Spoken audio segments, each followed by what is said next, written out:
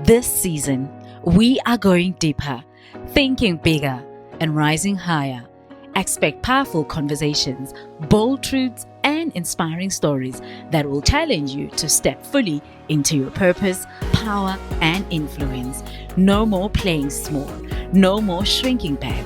This is your season to build, lead, and dominate every space you enter.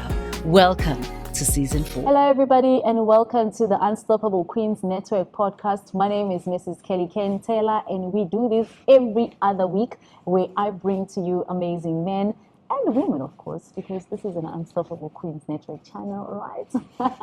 Thank you so much for joining us. As usual, I am sitting with an amazing woman, and this person and I met at an event, actually. As fate would have it, we sat on the same table. As we are sitting on the table, the conversations are going on in the room, and she doesn't tell me that she is actually on the program. And she goes out and the room just lights up, and she starts talking about the importance of looking after your mental health, which, as you know, this is something I am really passionate about. And I said, girl, say no more. Give me your details. And we've been in touch since. This was probably early last year. And look how long it has taken us to actually have a sit down. Welcome to Unstoppable Queens Network. Queen Sphesihle, how are you doing today? Good, thanks, Queen. How are you? I'm doing great. You look amazing. I was telling you off air that I love anything with a color. It's like you read my mind. And how is your day going so far? Oh, my day has been beautiful. You know, like you were saying earlier when you were doing the introduction, we first met, I was pregnant. Yeah. So I'm in the new mom phase, adjusting to that while, also trying to navigate work and home. But it's been good. It's been a new challenge, but it's an exciting challenge at the same time. If it has anything to do with you, I know that you are handling it like a pro. Now, for the benefit of my viewers, who is Sphesihle Boyce? So Sphesihle Boyce is a clinical psychologist. I have been in practice for almost 10 years now. Wow. So I've worked both in the public and private sector. So I only left the public sector 4 years ago and I went into the private sector. And, it's been exciting because the private sector has given me a broader understanding of what I can do with therapy. Because in the public sector, it was mostly, just therapy in a room. But the public sector has opened up other avenues that, when I was even doing training, I wasn't even aware were possibilities for a clinical psychologist. So it has opened up ventures to do more awareness, more training. Like you said, we met at an event where I was giving a talk on like how to balance yourself out, how to take care of yourself mentally and, and holistically. So that's what I do. And that's been an exciting challenge in the private sector. I love it. Well, if you haven't guessed it, today we're talking all things mental health, but more so in the Christian space and also in the church, in the church space. And my first question is, mental health has become a global conversation. And if I stand, in fact, it is suicide is the number one in terms of the reason why people die. Suicide has topped up, HIV has topped up cancer. It is actually number one in terms of why people die. It's like suicide, and then it's all the other diseases and all of those things. So it has become a global discussion where each and every department, organization is trying to do their best in terms of having a conversation around, depression, anxiety, suicide, and all of those things. Why do you think the church is battling to have this conversation openly? I would say it's the same as any other discipline outside of church. Like even in the hospital setting, doctors, you might find some doctors don't know how to have a conversation with like around mental health. And I think it's mainly because of the principalities in each sector. So remember, the church is faith-based, it's God-based, it's holistic-based. So the challenge then becomes, for some churches, they might find that they deviating away from the principalities of what the church is supposed to do. Because the church is supposed to pray, it's supposed to heal, it's supposed to, laying of hands. So when you are now saying, we're going to address other things and other avenues outside of what we are capable of. You know, it's like telling a surgeon to be a dentist. Ooh, okay. So, you know, sometimes you struggle then to step outside of what you know and what you're familiar with and what you've grown into. But then now where the church can make up for is, now you are aware, this is where my limits are. But I'm aware that there's other services that can tap into this. So the churches must, you know, like we having this conversation now. You tapped into me because you know I'm a psychologist and I'm in the space. So tapping into people who are familiar with it. If you are uncomfortable but you realize it's a serious thing in the church, tap into people who know how to have the conversation. Some Christians, when you talk about mental health or any other issue, you will hear the term, just pray about it. And if you are unlucky, and your pastor and some Christians, they might say to you that it's because you don't pray. That is why this is happening to you. So how best do we get to educate the church in terms of, you know, advising and teaching properly and be more practical when it comes to speaking and praying with somebody who is struggling with a mental health issue? I think for that, it will be ideal if the church understood their scope of practice. And their scope of practice is faith-based. We understand that, and they understand the concepts of that. And I always struggle with the understanding of church knows to say people must go to the doctor if they have you have the flu, something is broken, something chronic. They will pray for you, but you know, they advocate. And the other thing with the church is the church is divided in itself, that what one church might adopt, others might never, because remember, church is also a belief system. And if you change their belief system, you are also altering the individual's identities, because the people in the church have subscribed their identities into the church as well, and they act accordingly. You know, for example, you find churches that say you can go to the doctor, but they don't accept blood transfusions. You know, so you know, if churches understood and accepted that God blessed a lot of people, and He blessed a lot of people because He wanted people to be able to get help, understanding that the principalities are changing. So we need to have other practitioners. So tap into practitioners. Yes, you can pray because that is what you know as the church. Yes, you can go home, do the cells, offer word and encouragement, but also understand in the medical space, I understand as a psychologist that I'm doing mental health and wellness. But once I see a child that's abused, I know it's no longer my scope of practice. I need to call in the social worker. So the same principle, if the church would understand that this is where I am, but there's other services available to tap into, acknowledge that there's other services also, and acknowledge their benefits, and acknowledge that they're also as godly blessed and ordained as the church.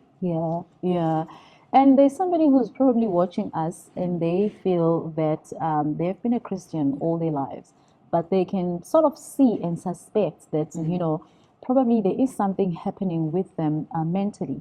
But the stigma that is attached to you being a Christian and going to for counseling, seeing a therapist, sitting down with a psychologist, it's just really overpowering them. Your words to that person who's probably watching us, then they feel that I don't need a therapist, I've got the Holy Spirit. It's great. The Holy Spirit will take you far. But a psychologist will take you further. Come on. And it's not to diminish the work of the Holy Spirit. Like that, It doesn't take away from that. Remember, even in the Bible, God had pastors and because at that time that is what was needed.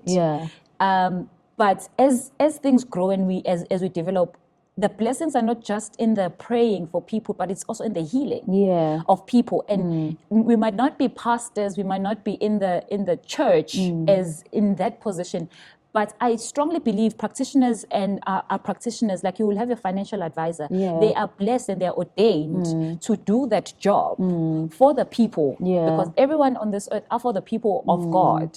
So just because you will not go to your pastor for financial advice. You will go to the bank. You put your money in the bank. So it's the same concept to say, why are we creating barriers in some areas of our congregations' lives that is going to impair their ability to function as individuals and as a congregation. But we are having leeways in other areas where we understand we don't have the capacity. So in this regard is to say to that person, you know, if you realize you have a problem, you have to go. Even if it means keeping it a secret from your church, and be better. Once you see the benefits of actually seeking help, you will realize that, you know, some things you have to challenge about the church, because sometimes the principalities of some churches are killing our people because they're putting them in a box and they're saying we are be it all, not realizing that God far extends beyond the church also. Yeah, and I love what you're saying, that we are, you know, we are talking about mental health. A sickness, an illness that is like any other illness. Yes. And if as pastors we can say that we are praying for you, we are fasting for you, we will call you, we will check on you, but we still need you to go to the doctor. Yes. We still need you to take your medication. I've got an episode on this channel, a few episodes down, where I was interviewing a doctor, and it's titled "Doctors Are From God," because God uses doctors so that you can be in a better environment. So if you are, the reason we are having this conversation is so that if you are struggling with a mental health, any mental health for that matter, you understand that it is just like any other illness. And therefore, if it means you go to a doctor that is going to deal with a mental issue, a designated doctor that is going to help your brain to function better, so be it. If it means you need to be on medication so that your brain functions better, so be it. Because at the end of the day, we are all about educating and making sure that we combat the suicide rates. Because the reason the suicide rate is so high, it's because it's the most misunderstood illness. It's really being misunderstood. And I think that as a church, we can do better in making sure that, you know, we helping those who are battling with a mental illness. So what are some of the most common mental health struggles that you've seen within the church, church leaders, just Christians in general? I wouldn't say just in the church, like you're saying, that depression is one of the top global pandemics, if I can call it that. So you find depression, anxiety. Depending on individuals, also you find psychosis also somewhere there in the top. Bipolar, bipolar mood disorder, borderline personality disorder. So those are some of the most common psychiatric conditions that we see. In the church with depression, let me not say in the church, because everyone is in the church. Narcissism. It's actually not as common as you think. It's not trending. Everywhere I go, people are talking about narcissistic pastors, narcissistic leaders. It's not trending. It's trending, but it's trending for the wrong reasons.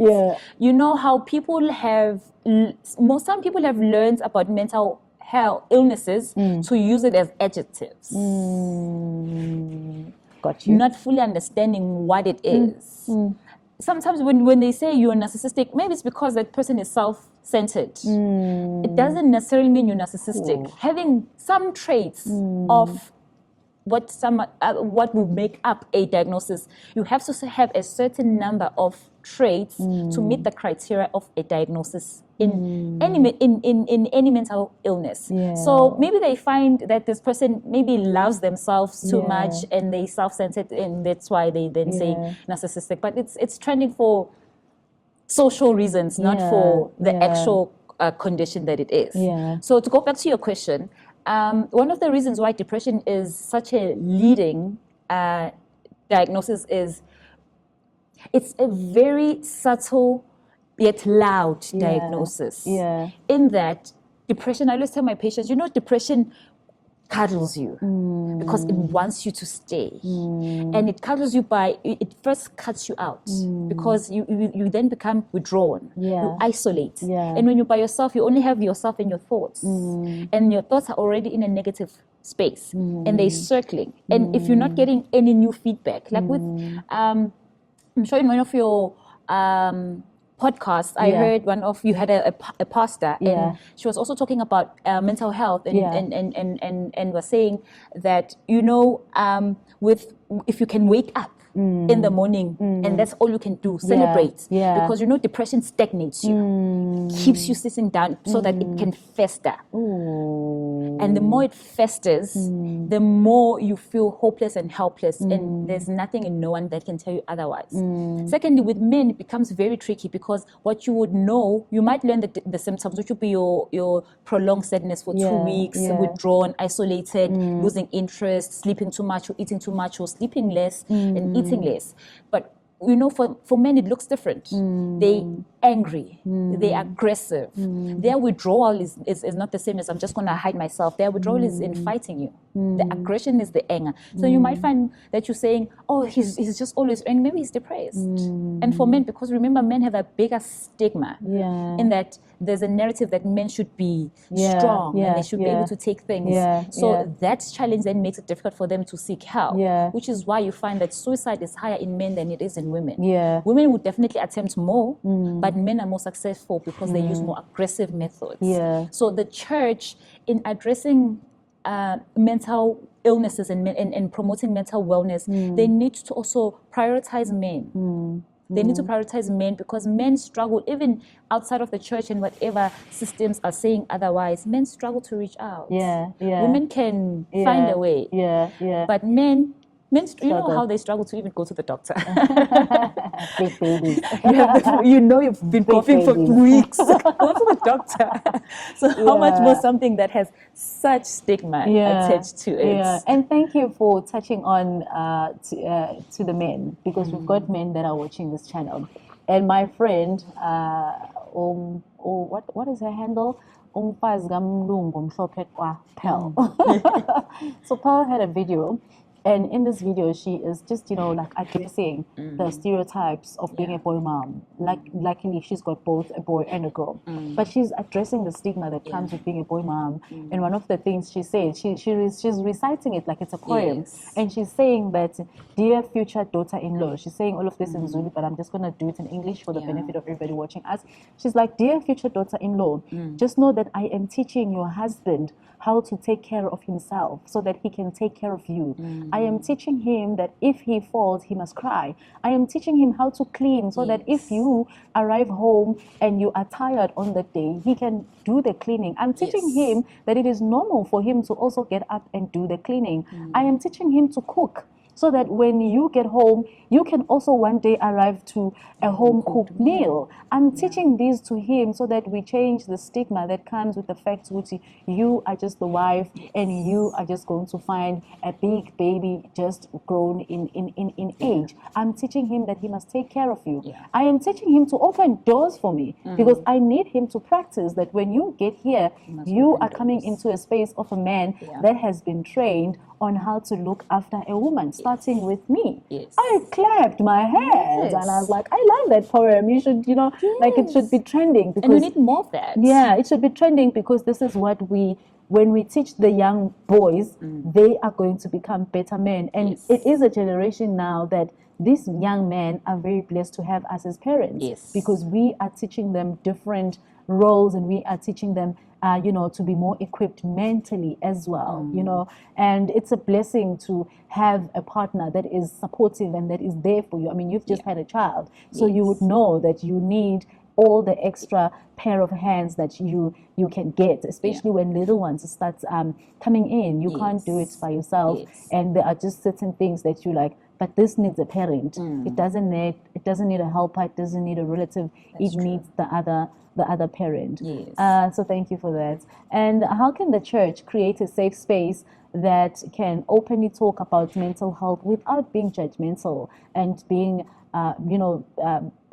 stigmatizing it as a shameful illness? Churches do a lot of conferences. A few conferences in the year. I know you're planning a conference yourself. And for the church, in the church, the calendar already has certain dates. Like you will have your youth day, your women's, your mental health, and your men's. So use those when you make conferences around those aspects to then invite mental health practitioners to be part of the program, because the challenge becomes the church wanting to do it themselves without the skills. So it's okay if you do not have the skills. You can't be blessed. You can't be a jack of all trades. So outsource. Collaborative work takes you very far. So it's good that a lot of churches have switched to, at least being aware about it. And so one would be include health practitioners in the conferences, but two, let's also learn where to refer our people. Because remember, not all our churches have people that have medical aids. So teaching, so the fact that my pastor knows that I can go to this public hospital because there's a psychologist there, or if not a psychologist, a social worker, then the system, already you're in the system knows where to find practitioners. Then they will refer you accordingly. So the other thing is, churches learning where to find help so that they can, when you're doing your counseling, you can refer accordingly. Also realizing that if pastors understand the concept of counseling, how is it that they're limiting it to just themselves and just the spirit? Because I am 100% sure the pastors are aware of the dynamics of the world and they understand what needs to be tapped into. So realize that there's other ventures and there's other people who can add on to your work. Remember, when we get trained, we are trained that psychology must offer holistic wellness. So much as I might know the Bible as a psychologist from Genesis to Revelations, when I sit across a patient and I realize this is a spiritual thing, a church thing, I will tell my patient, go to the church. Go to the church. So it's the same thing that we would like the church to do the same, because we send a lot of our patients to them when we realize it's other things outside of our scope of work, because I can't do it. So the church must also get into part of this holistic treatment of the congregation and of the people. So you've touched on a bit on my next question, which is, in your opinion, there's what's that thin line between a spiritual warfare and an actual mental health challenge? So you've just touched on it now. But to expand on that one, with spiritual warfare for the church, it's something is not happening in your life. There is, there's wars you can fight physically, but there's wars of the spirit. That thing where someone is even if it's someone who's holding something against you in their heart and they're carrying it with, so that goes a long way into affecting the other person according to the spiritual warfare. Sometimes when people talk and they say things about you, they putting things out there about you, even if they're not physically fighting you, but how they talk about you, all of those things form part of the spiritual warfare. So now the difference then becomes, with the spiritual warfare, it's something that the church can handle. It's within their scope of work.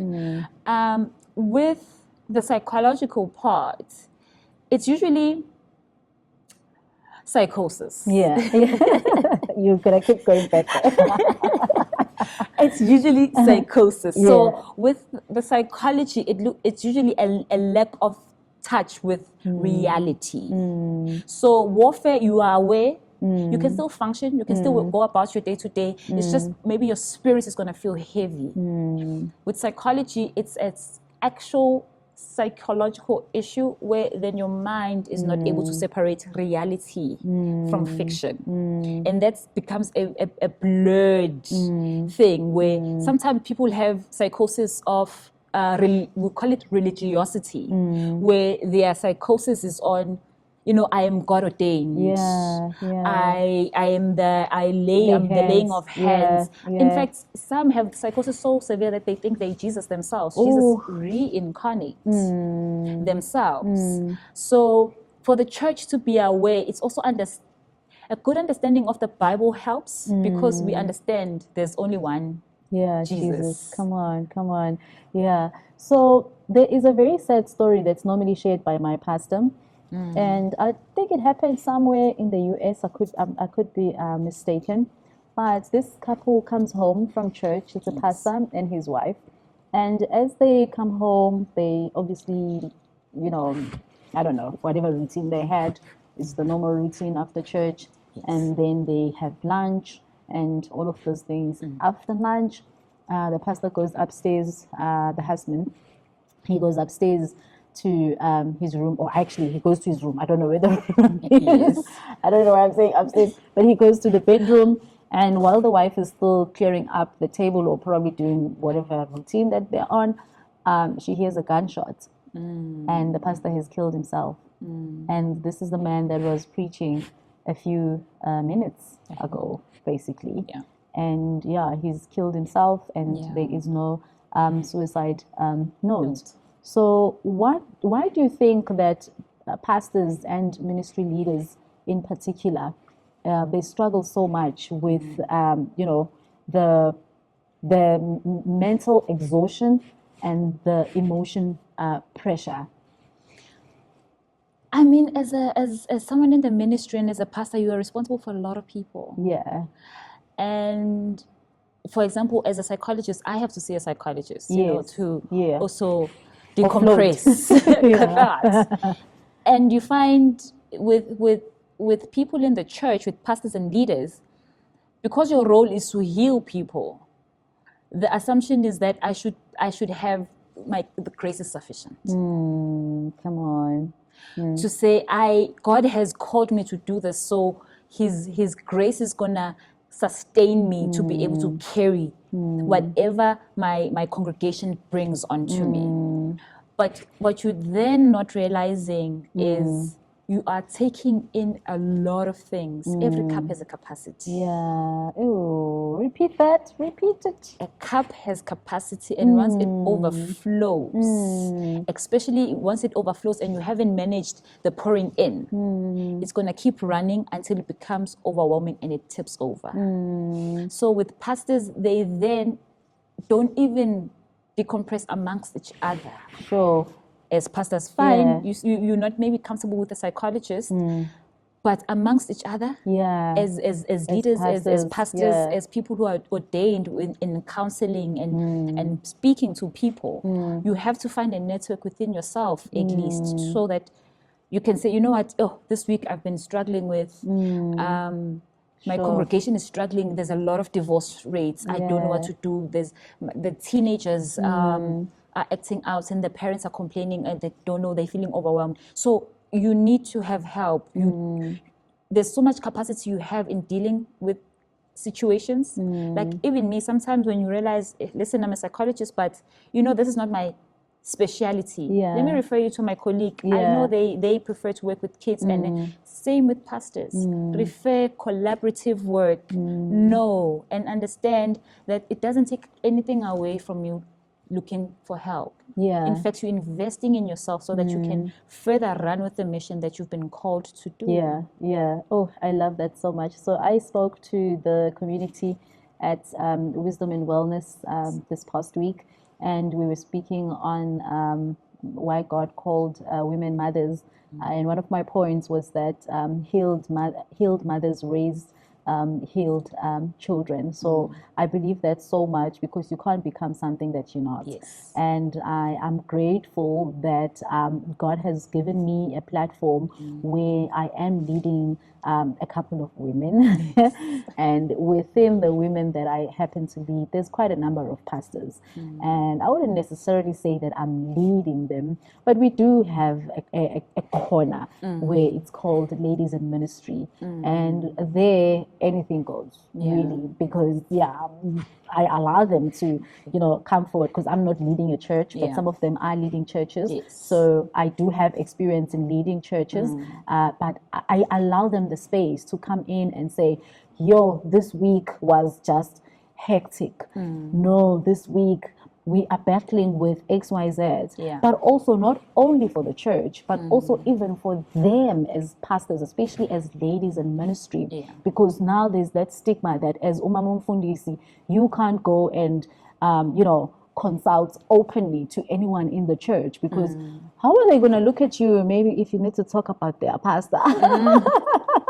How are they going to look at you if you need to address something that is involving you? If your household is on fire, how are you going to help me put out the fires in mine? So some things are very personal, and you don't want to be in a space where now your leaders are actually, you like, oh, so Mfundisi does that as well, you know, so some things are private. But I'm grateful that we started that community a couple of years ago, where we actually do come and, you know, just share our ministry struggles, because obviously even if I'm not leading a church, I'm leading a lot of women. Yes. And yeah, sometimes it does get overwhelming, and I need to go and be like, oh guys, this is happening, and this is what I need prayers with, this is where I need support, and all of those things. And so I think thank in you. that group it's nice because you have minded people. So even if I'm gonna complain about, oh, my kids are, but they understand, even me, I'm also seeing flames. It's a human experience, and you realize I can be human. I can decompress.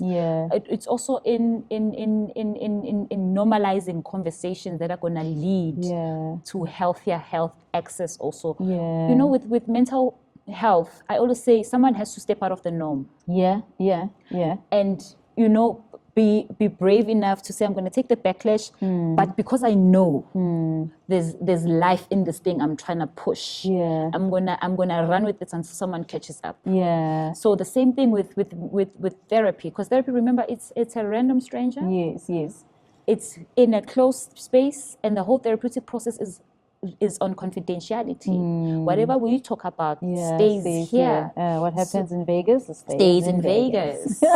You know, so maybe if people understood the concept of that therapy, we're not going to go out. If I do talk about it, I'm talking about it to another psychologist, because maybe I'm stuck on your case and I need help to say, maybe think about looking at this perspective like this. And also sometimes I would say this to people in the church, maybe going for therapy is also going to help you minister better, because therapy challenges you. It challenges how you think, it challenges how you see, it challenges how you address situations. And what pastors and people in their ministry do is solve problems, have to mediate, have to conceptualize various ways of keeping the church healthy. And, you know, therapy is going to help you tap into maybe a broader perspective than you can have. So look at therapy that way also. Oh, love that. What are some of the things that the church needs to stop doing when it comes to mental health? Meaning, stop teaching these misconceptions about mental health. I think the church has to first and foremost stop making mental health the enemy. Because what they're fighting with the narrative of you can't go for help is that I want you to stay sick. I don't want you to get better, which is counterproductive, because the whole point of the church is to help with healing and restoration. And I need pastors to, when they talk amongst themselves, to challenge each other. And if it takes one or two pastors being aware that, you know, we can tap into this avenue of having psychologists come in and be part of our workshops and our things. And in that, you're opening up the church to what God has blessed people to do. So we must stop teaching people that church can do everything. Jack of all trades. Jack of all trades. And maybe it might not go down nicely to some people, but the church can't do everything. And it's not even an unfortunate thing. It's God says, I'm never going to give you more than what you can handle.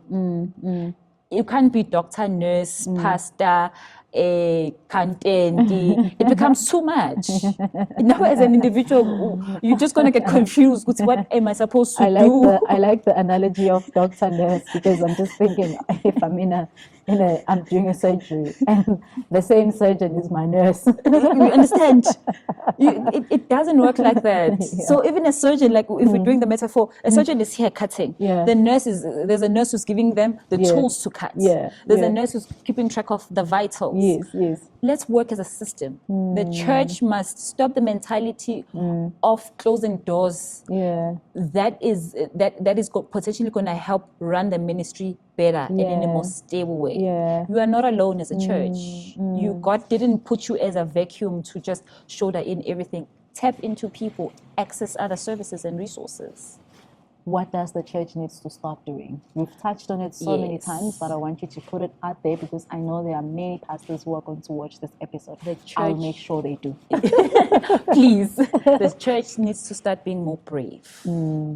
The church needs to start having uncomfortable conversations.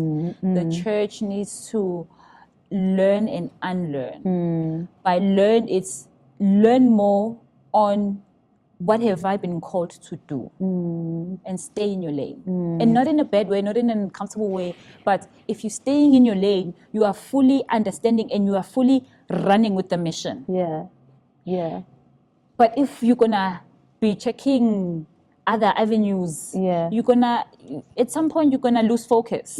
But if you realize that, you know, man, it's the highway, there's multiple lanes, there's other people on this road, and if I respect where they are driving, and in this, maybe I'm using a driving metaphor, but the concept is in these other lanes there's other practitioners. The same way as a church, as a pastor, you have maybe your deacons, your band, your servers.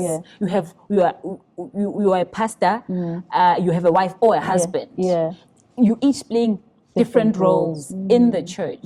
So if you understand within the church itself, for it to run, for Sunday service to be amazing and beautiful, you needed the cleaner, you needed the lights people, you needed the choir.